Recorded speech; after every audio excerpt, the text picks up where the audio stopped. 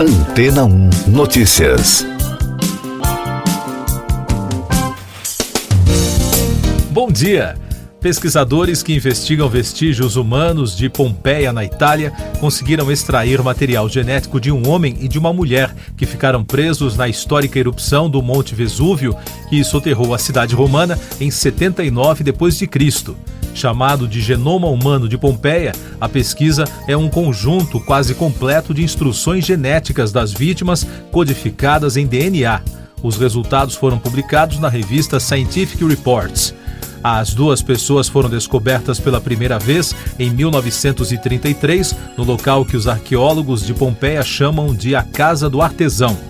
Um estudo recente sugeriu que a enorme nuvem de cinzas da erupção pode ter se tornado letal para os moradores da cidade em menos de 20 minutos. Segundo a antropóloga Serena Viva, da Universidade de Salento, em reportagem da BBC, as duas vítimas analisadas não estavam em uma posição de quem parecia estar tentando escapar. Agora, novas pistas foram reveladas neste novo estudo. O professor Gabriele Scorrano, do Centro Lundbeck Geogenetics, em Copenhague, que liderou o estudo, afirmou que tanto a preservação quanto a mais recente tecnologia permitiram extrair uma grande quantidade de informações de uma quantidade muito pequena dos restos humanos. O estudo genético revelou que o homem continha DNA intacto suficiente para decifrar todo o seu código genético. Isso mostrou que ele compartilhava marcadores genéticos reconhecíveis em seu código com outras pessoas que viveram na Itália durante a Era Imperial Romana. O professor Scorrano disse que há muito mais a aprender com os estudos biológicos do local, especialmente sobre a biodiversidade da época. E daqui a pouco você vai ouvir no podcast Antena 1 Notícias. Bolsonaro propõe zerar ICMS dos combustíveis e pagar diferença aos estados. André Mendonça pede vista e trava julgamento de deputado cassado. Governos fecham declaração sobre clima para a Cúpula das Américas.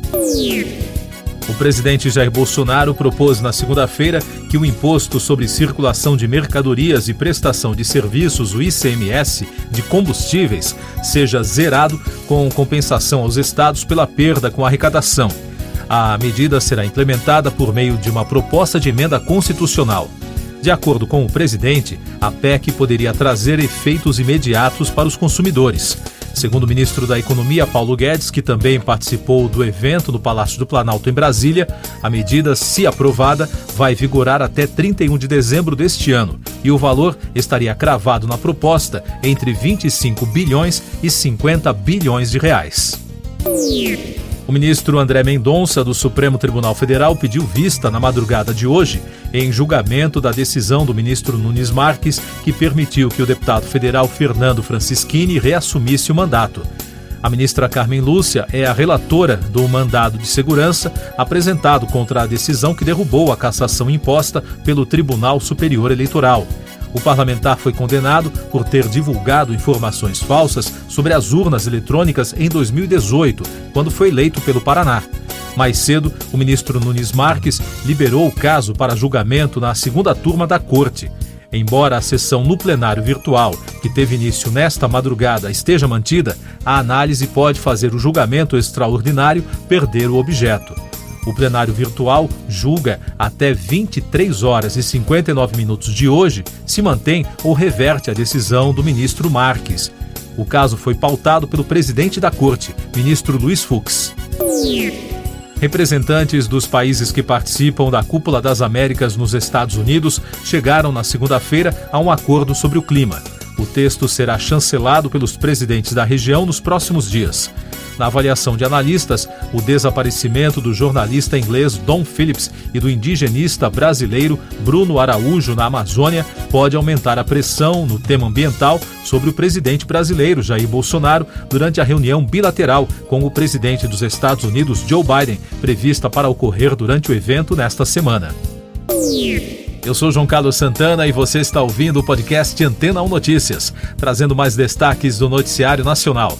A Polícia Federal prendeu 2 suspeitos de estarem envolvidos no sumiço do indigenista Bruno Araújo Pereira e do jornalista inglês do jornal The Guardian, Dom Phillips, desaparecidos na Amazônia. Eles foram encaminhados para a cidade da Atalaia do Norte, no Amazonas, para depor à Polícia Civil. Segundo reportagem do jornal O Globo, a prisão teria ocorrido no início da noite de segunda-feira. Além disso, uma equipe da Marinha do Brasil também está à procura da dupla desaparecida desde o final de semana. A operação é realizada por meio do Comando de Operações Navais. A FUNAI também acompanha a situação. Destaques da saúde. O governo recomendou o uso de máscaras e o distanciamento social diante do aumento de casos de Covid-19 no ofício que liberou a vacina contra a doença para pessoas com 50 anos ou mais, publicado no último sábado. O documento foi elaborado pela Secretaria Extraordinária de Enfrentamento à Doença do Ministério da Saúde. O Brasil registrou na segunda-feira 50 mortes pela doença em 24 horas, totalizando mais de 667.100 óbitos desde o início da crise. A média móvel nos últimos dias é de 77, indicando tendência de queda. Também foram registrados 28.800 novos casos, somando mais de 31.100.000.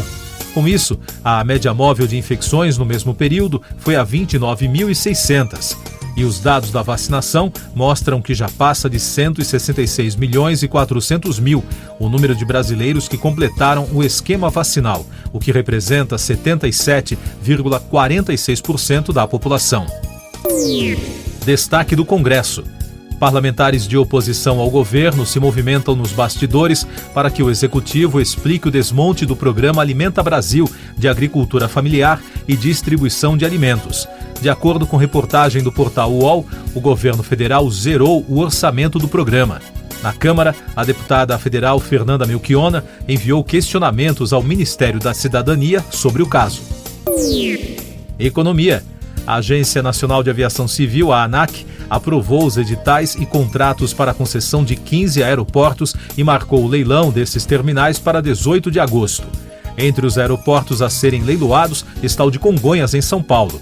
Será a 7ª rodada de concessão de terminais que respondem por 15,8% da movimentação de passageiros em todo o mercado brasileiro. Destaques internacionais no podcast Antena 1 Notícias. O primeiro-ministro do Reino Unido, Boris Johnson, venceu a moção de desconfiança no parlamento, motivada por festas em gabinetes do governo que quebraram regras de lockdown da Covid-19. Com 148 votos pedindo a saída de Johnson e 211 a favor dele, o premier permanece no cargo. Na República Dominicana, o ministro do Meio Ambiente, Orlando Jorge Mera, foi baleado e morto dentro do gabinete, informou o governo do país caribenho. Segundo o porta-voz da presidência, Homero Figueroa, Miguel Cruz, a pessoa identificada como autora do disparo, era um amigo pessoal do falecido ministro. Música. Um violino de 1679, feito pelo famoso artesão Antônio Stradivari, será leiloado no mês que vem, podendo chegar a $11.310.000. O Heulier Stradivarius é o violino ornamentado mais requintado já feito pelo italiano e um dos mais requintados instrumentos da marca. A Casa de Leilões Christie's está oferecendo o raro instrumento no evento marcado para o dia 7 de julho. Siga nossos podcasts em antena1.com.br.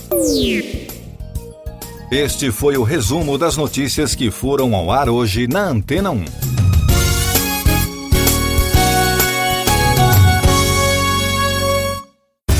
Depois de tanto conteúdo legal, que tal se hidratar com água Rocha Branca? O consumo regular de água durante o dia traz benefícios para a saúde, como, por exemplo, manter a pele bonita e hidratada. Rocha Branca, da fonte direto para a sua casa.